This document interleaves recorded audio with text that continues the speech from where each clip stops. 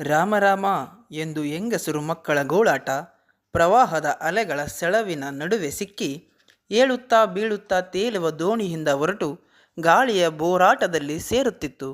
ಸುಬ್ಬಣ್ಣಗೌಡರು ಲಿಂಗ ಇಬ್ಬರೂ ಎದೆಗೆಡದೆ ಹುಟ್ಟು ಹಾಕುತ್ತಿದ್ದರು.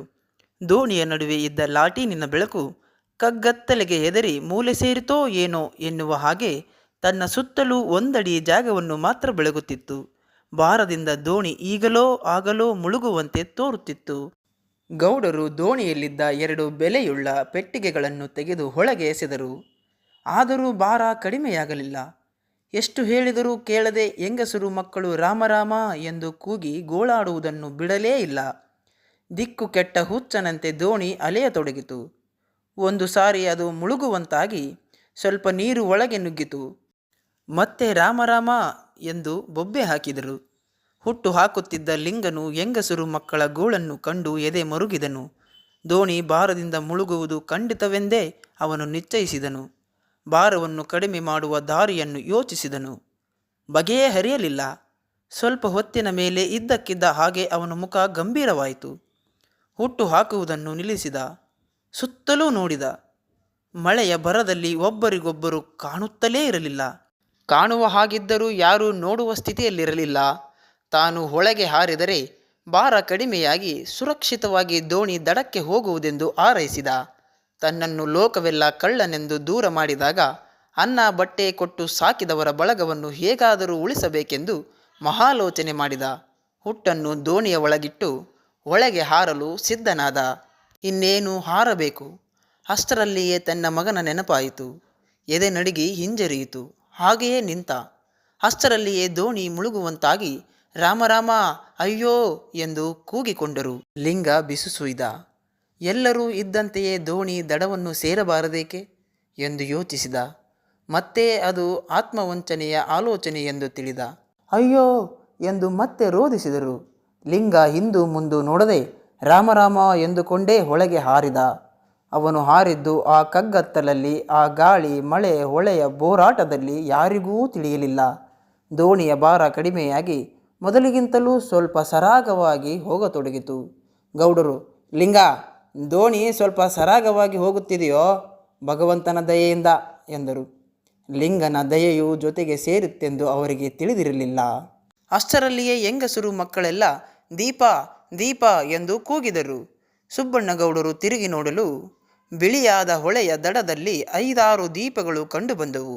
ದೀಪದ ಬೆಳಕಿನಲ್ಲಿ 10-15 ಜನರು ಸುಳಿದಾಡುವುದನ್ನು ಕಂಡರು. ಅಂಚಿನಿಂದ 4-5 ಬಂದೂಕಿನ ಶಬ್ದಗಳೂ ಕೇಳಿಸಿದವು. ಮೆಲ್ಲ ಮೆಲ್ಲನೆ ತೇಲುತ್ತಾ ದೋಣಿ ದಡ ಮುಟ್ಟಿತು. ನುಗ್ಗೇಹಳ್ಳಿಯ ರಾಮೇಗೌಡರು ಸಿದ್ದೇಗೌಡರು ಓಡಿ ಬಂದು ಹೆಂಗಸರು ಮಕ್ಕಳನ್ನೆಲ್ಲ ಎಚ್ಚರಿಕೆಯಿಂದ ದೋಣಿಯಿಂದ ಇಳಿಸಿದರು. ಸುಬ್ಬಣ್ಣಗೌಡರು ಉಸ್ಸೆಂದು ಇಳಿದರು. ಎಲ್ಲರಿಗೂ ದಡ ಸೇರಿದುವಲ್ಲ, ಬದುಕಿದುವಲ್ಲ ಎಂಬುದೊಂದೇ ಯೋಚನೆ. ಆ ಆನಂದದ ಸಡಗರದಲ್ಲಿ ಲಿಂಗನ ನೆನಪು ಆಗದುದ್ದುದು ಏನು ಅತಿಶಯವಲ್ಲ. ಆದರೆ ನಾಗ ಮಾತ್ರ ಅಳುತ್ತಿದ್ದ. ಅದನ್ನು ನೋಡಿ ನುಗ್ಗೇಹಳ್ಳಿಯ ಸಿದ್ದೇಗೌಡರು ಯಾಕಪ್ಪ ಅಳ್ತಿ, ಏನಾಯ್ತೆ ಎಂದು ಕೇಳಿದರು. ಅವನು ಬಿಕ್ಕಿ ಬಿಕ್ಕಿ ಅಳುತ್ತಾ ಅಪ್ಪ ಎಂದ. ಸುಬ್ಬಣ್ಣಗೌಡರು ಏನದು ಸಿದ್ದೇಗೌಡ್ರೆ ಎಂದರು. ಈ ಹುಡುಗ ಅಪ್ಪ ಎಂದು ಅಳ್ತಾನೆ. ಸುಬ್ಬಣ್ಣಗೌಡರ ಮುಖ ಬೆಳ್ಳಗಾಗಿ ತಟಕ್ಕನೆ ಎದ್ದು ನಿಂತು ಲಿಂಗ ಲಿಂಗ ಎಂದು ಕರೆದರು. ಕಾಡಿನಿಂದ ಲಿಂಗ ಲಿಂಗ ಎಂದು ಮರುಧ್ವನಿಯಾಯಿತು. ಲಿಂಗ ಎಲ್ಲಿಯೂ ಕಾಣಲಿಲ್ಲ. ದೋಣಿಗೆ ಓಡಿದರು. ಅಲ್ಲಿಯೂ ಇರಲಿಲ್ಲ. ಘೋರವಾದ ಕಗ್ಗತ್ತಲನ್ನು ಹೊದೆದುಕೊಂಡು ಗಂಭೀರವಾಗಿಯೂ ಭೀಕರವಾಗಿಯೂ ವಿಶಾಲವಾಗಿಯೂ ಹರಿಯುವ ಕ್ರೂರ ನದಿಯನ್ನು ದಿಟ್ಟಿಸಿ ನೋಡಿದರು. ಅವರ ಎದೆ ನಡುಗಿತು. ಕಣ್ಣೀರು ಸುರಿಯಿತು. ಲಿಂಗ ಲಿಂಗ ಎಂದು ರೋಧಿಸಿದರು. ನಾಗನೂ ಬಿದ್ದು ಬಿದ್ದು ಅಳುತ್ತಿದ್ದನು. ತಿಮ್ಮು ಸೀತೆ ಇಬ್ಬರು ಅಳಲಾರಂಭಿಸಿದರು. ನಮ್ಮ ಮನೆಯ ಒಂದು ಬೆಳಕೇ ಹೋಯಿತು ಎಂದು ಸುಬ್ಬಣ್ಣಗೌಡರು ಅಲ್ಲಿದ್ದವರೊಡನೆ ಹೇಳಿಕೊಂಡು ಗೋಳಿಟ್ಟರು. ಲಿಂಗನ ಆಕಸ್ಮಿಕವಾದ ಅನಿರೀಕ್ಷಿತ ಮರಣಕ್ಕಾಗಿ ಎಲ್ಲರೂ ಶೋಕಿಸಿದರು. ಗೌಡರು ನಾಗನನ್ನು ಬಹಳವಾಗಿ ಸಂತೈಸಿದರು.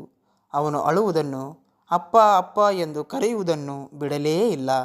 ಲಿಂಗ ಹೊಳೆಯ ಪಾಲಾದುದು ಹೇಗೆ ಎಂಬುದು ಮಾತ್ರ ಒಬ್ಬರಿಗೂ ಬಗೆಹರಿಯಲಿಲ್ಲ. ಸುಬ್ಬಣ್ಣಗೌಡರು ಲಿಂಗನ ಸುಳಿವು ಎಲ್ಲಾದರೂ ಕಾಣಬಹುದು ಎಂದು ಆಸೆಯಿಂದ ದಡವನ್ನೆಲ್ಲ ಹುಡುಕಲು ಕೆಲವು ಆಳುಗಳನ್ನು ಕಳಿಸಿದರು. ರಾಮೇಗೌಡರು ಎಲ್ಲರನ್ನೂ ನುಗ್ಗೇಹಳ್ಳಿಗೆ ಬರುವಂತೆ ಪ್ರಾರ್ಥಿಸಿದರು. ದಾರಿಯಲ್ಲಿ ಲಿಂಗನು ಹಠಾತ್ತಾಗಿ ಮರೆಯಾದ ವಿಚಾರವನ್ನೇ ಪ್ರಸ್ತಾಪಿಸಿ ವಿಸ್ಮಯ ಪಡುತ್ತಾ ಸ್ವಲ್ಪ ಹೊತ್ತಿನಲ್ಲಿಯೇ ಎಲ್ಲರೂ ನುಗ್ಗೇಹಳ್ಳಿ ಸೇರಿದರು. ಬೆಳಗಾಯಿತು. ಮಳೆ ಇನ್ನೂ ನಿಂತಿರಲಿಲ್ಲ. ರಾತ್ರಿಯ ಗಡಿಬಿಡಿಯಿಂದ ಬಳಲಿ ಬೆಂಡಾದ ಸುಬ್ಬಣ್ಣಗೌಡರು ಹಾಸಿಗೆಯ ಮೇಲೆ ಮಲಗಿಕೊಂಡು ರಾಮೇಗೌಡರು, ಸಿದ್ದೇಗೌಡರೊಡನೆ ಇಂದಿನ ರಾತ್ರಿ ನಡೆದ ಸಂಗತಿಗಳನ್ನು ಕುರಿತು ಮಾತನಾಡುತ್ತಿದ್ದರು. ಅವರಿಗೆ ಸ್ವಲ್ಪ ದೂರದಲ್ಲಿ ಅಳುತ್ತಿದ್ದ ನಾಗನನ್ನು ತಿಮ್ಮು, ಸೀತೆ ಇಬ್ಬರು ಸಮಾಧಾನಪಡಿಸುತ್ತಿದ್ದರು. ಸೀತೆ, ಅಳಬೇಡ ನಾಗ, ಅಪ್ಪ ಬರ್ತಾನೆ ಎಂದು ಅವನ ಕಣ್ಣೀರು ಒರೆಸಿದಳು. ನಾಗ ಬಿಕ್ಕಿ ಬಿಕ್ಕಿ ಅತ್ತ. ತಿಮ್ಮು, ಲಿಂಗ ಬರ್ತಾನೋ ನಾಗ, ಅಳೋದ್ಯಾಕೋ, ಸುಮ್ಮನಿರು ಎಂದು ಸಂತೈಸುತ್ತಿದ್ದ. ಅಷ್ಟರಲ್ಲಿ ಹೊರಾಂಗಣದಲ್ಲಿ ಏನೋ ಗದ್ದಲವಾಗಿ ಲಿಂಗ ಬಂದ, ಲಿಂಗ ಎಂಬ ಕೂಗು ಕೇಳಿಸಿತು. ಸುಬ್ಬಣ್ಣಗೌಡರು ಎದ್ದು ಹೊರಗೆ ಓಡಿದರು. ರಾಮೇಗೌಡರು ಮೊದಲಾದವರು ಅವರ ಹಿಂದೆಯೇ ನುಗ್ಗಿದರು. ತಿಮ್ಮು, ಸೀತೆ ಇಬ್ಬರು ನಾಗನನ್ನು ಎಳೆದುಕೊಂಡು ಅಲ್ಲಿಗೆ ಓಡಿದರು. ವಾಸ್ತವವಾಗಿಯೂ ಲಿಂಗ ಬಂದಿದ್ದ. ನಾಗ ಅಪ್ಪ ಎಂದು ಓಡಿ ಹೋಗಿ ಅವನನ್ನು ತಬ್ಬಿಕೊಂಡ. ಲಿಂಗನ ಬಟ್ಟೆ ಬರೆಯೆಲ್ಲ ಒದ್ದೆಯಾಗಿ ಮೈಯೆಲ್ಲ ಕೆಸರಾಗಿತ್ತು. ಬಹಳ ಬಳಲಿ ಕಂಗೆಟ್ಟು ನಡುಗುತ್ತಿದ್ದ ಅವನನ್ನು ಒಳಗೆ ಕರೆದುಕೊಂಡು ಹೋಗಿ ಬೇರೆ ಬಟ್ಟೆ ಉಡಿಸಿ ಕಾಫಿ ತಿಂಡಿ ಕೊಟ್ಟು ಬೆಚ್ಚಗೆ ಮಲಗಿಸಿದರು. ಆಮೇಲೆ ಸುಬ್ಬಣ್ಣಗೌಡರು ಅವನ ಹಾಸಿಗೆ ಬಳಿ ಕುಳಿತು, ಲಿಂಗ, ಇದೇನೋ ಸಮಾಚಾರ ಎಂದರು.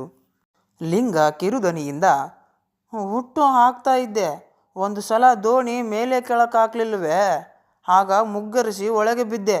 ದೋಣಿ ಹಿಡಿಯುವಷ್ಟರಲ್ಲಿಯೇ ಮುಂದಕ್ಕೆ ಹೋಯಿತು. ನಾನು ಸ್ವಲ್ಪ ದೂರ ಈಜಿಕೊಂಡು ತೇಲಿಕೊಂಡು ಹೋದೆ. ಏನೋ ನನ್ನ ಅದೃಷ್ಟ, ಕಾಲಿಗೆ ದಿಣ್ಣೆ ಸಿಕ್ಕಿತು. ನಿಂತೆ. ಸೊಂಟದವರೆಗೂ ನೀರೇರಿತು. ಹಾಗೇ ನಿಂತಿದ್ದೆ. ಬೆಳಗಾದ ಮೇಲೆ ಹೊಳೆ ಹಿಡಿತು. ಏನೋ ನಿಮ್ಮ ಅನ್ನದ ಋಣ ಇನ್ನೂ ಇತ್ತು. ಅದಕ್ಕೆ ಗೌಡರು, ಅಲ್ಲೋ, ಹುಟ್ಟು ಹಾಕುತ್ತಿದ್ದವನು ಮುಗ್ಗರಿಸಿ ಬಿದ್ದರೆ ಹುಟ್ಟು ದೋಣಿಗೆ ಬರೋದು ಹೇಗೋ ಎಂದರು. ಏನೋ ಅಯ್ಯ, ದೇವ್ರಿಗೆ ಗೊತ್ತು ಎಂದ.